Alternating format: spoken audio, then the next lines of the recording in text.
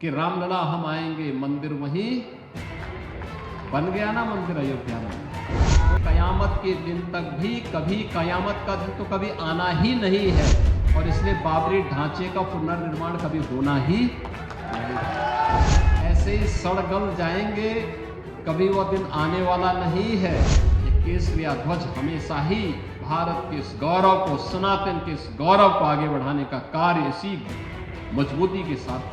अयोध्या में 500 वर्षों के बाद एक गौरवशाली क्षण हमारे सामने आया। जब संकट आता है तब राम याद आते हैं और बाकी राम को विस्मृत कर देते हैं। इन राम द्रोहियों के लिए अब कोई जगह नहीं जो राम भक्तों पर गोली चला रहे थे। और जो लोग अभी सपना देख रहे हैं बाबरी ढांचे का, तो उनको हम भी ये बता देना चाहते हैं कि कयामत का दिन कभी नहीं आने वाला है और कभी नहीं आएगा। कयामत के दिन के लिए मत जियो। हिंदुस्तान में कायदे से रहना सीखो, कायदे से रहना सीखो। कायदे से रहोगे तो फायदे में रहोगे, और नहीं तो कानून तोड़ करके कोई जन्नत जाने का सपना देख रहा है तो सपना उसका कभी पूरा नहीं होने वाला है। ये डबल इंजन की सरकार प्रधानमंत्री मोदी जी के नेतृत्व में, उनके मार्गदर्शन में जो बोलती है वह करके दिखाती है, और जितना करती है उतना ही बोलती है। हम लोगों ने कहा था ना कि रामलला हम आएंगे, मंदिर वहीं बन गया ना मंदिर अयोध्या में। कोई संदेह है?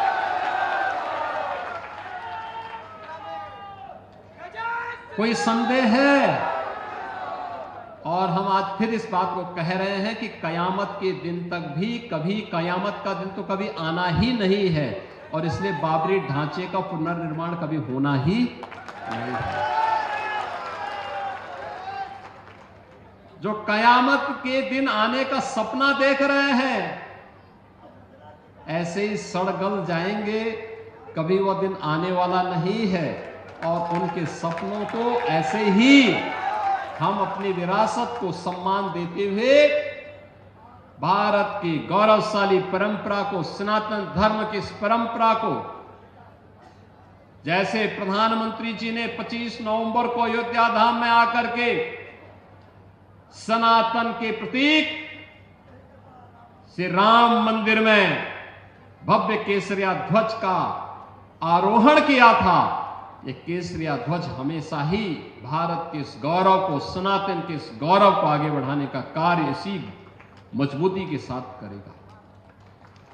बहनों और भाइयों, आप याद करिए ना, अयोध्या में 500 वर्षों के बाद एक गौरवशाली क्षण हमारे सामने आया। इन 500 वर्षों में अनेक राजा महाराजा आए, अनेक सरकारें आई होंगी। 1947 में भारत आजाद हुआ, 1952 में पहली चुनाव के बाद सरकारें बनी। लगातार हर चुनाव के बाद सरकारें बनती थी, फिर चुनाव होते थे, सरकारें बनती थी। अयोध्या में भगवान राम का, उनकी जन्मभूमि पर भव्य मंदिर के निर्माण का कार्य हो, आखिर ये उनके मन में क्यों नहीं आया? आज तो हर व्यक्ति कहता है कि साहब राम हमारे भी हैं। हमने कहा सभी के हैं, राम तो सबके हैं, भेद इसमें है ही नहीं। लेकिन कुछ लोग हैं जो अवसरवादी रवैया अपना करके जब संकट आता है तब राम याद आते हैं और बाकी राम को विस्मृत कर देते हैं, राम को भूल जाते हैं। इसलिए भगवान राम भी अब उनको भूल चुके हैं। अब उनकी नैया कभी पार नहीं होनी है। इन राम द्रोहियों के लिए अब कोई जगह नहीं जो राम भक्तों पर गोली चला रहे थे, राम काज में बाधक थे। इन लोगों के लिए अब कोई जगह नहीं। और जो लोग अभी सपना देख रहे हैं बाबरी ढांचे का, तो उनको हम भी ये बता देना चाहते हैं कि कयामत का दिन कभी नहीं आने वाला है और कभी नहीं आएगा ये। कयामत के दिन के लिए मत जियो।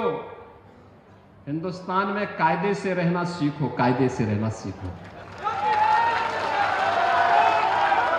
यहां का कानून मानो, कानून मानोगे, कायदे से रहोगे तो फायदे में रहोगे, और नहीं तो आगे का रास्ता तो फिर कहां के लिए जाता है, वह फिर कानून कोई तोड़ेगा तो वह रास्ता सीधे जहन्नुम की तरफ ही लेके जाता है, कहीं और की तरफ नहीं लेके जाता है।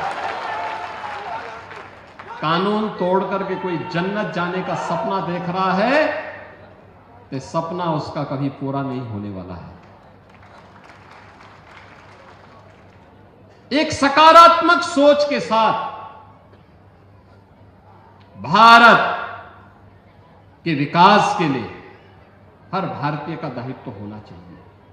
हम सब भारतीय मिलकर के एक भारत श्रेष्ठ भारत के निर्माण के लिए कार्य करें। एक भारत श्रेष्ठ भारत हर भारतीय के लिए अभीष्ट होना चाहिए। हमारे जीवन का संकल्प होना चाहिए, हमारा देश वैभवशाली हो, हमारा देश विकसित हो। हर संत की साधना अपने देश के लिए होती है, अपने धर्म के लिए होती है, और धर्म भी देश के लिए समर्पित होता है। दोनों एक दूसरे के पूरक बनकर के कार्य करते हैं, अलग नहीं हो सकते। एक शरीर है तो दूसरी उसकी आत्मा है, दोनों को अलग करके नहीं रखा जा सकता है, अलग नहीं किया जा सकता है। और अगर आप अलग करने का प्रयास करेंगे तो ऐसे ही होता है, जैसे शरीर से आत्मा निकल जाती है तो शरीर जैसे निस्तेज हो जाता है, ऐसे ही राष्ट्र के जीवन में भी ऐसे ही होता है। भारत और सनातन दोनों एक दूसरे के पूरक हैं, दोनों को अलग करके नहीं रखा जा सकता है। और इसीलिए तो वर्तमान में आप देख रहे होंगे दुनिया भर से प्रहार हो रहे हैं सनातन धर्म पर, भारत और भारतीयता पर। अंदर और बाहर से होने वाले इन प्रहारों से हमें सजग होना होगा, सचेत रहना होगा, क्योंकि जिन लोगों को भारत की प्रगति अच्छी नहीं लग रही है, जिनको भारत का विकास अच्छा नहीं लग रहा है, जिनको विकसित भारत की संकल्पना पसती नहीं है, वे लोग साजिश में लगे हुए हैं। कुछ लोग साजिश कर रहे हैं, कुछ लोग साजिश का शिकार हो रहे हैं, और कुछ लोग उस साजिश के लिए बिक करके कार्य कर रहे हैं। हमें इन तीनों प्रकार की दुष्प्रवृत्तियों को रोकने के लिए अपने आप को तैयार करना होगा।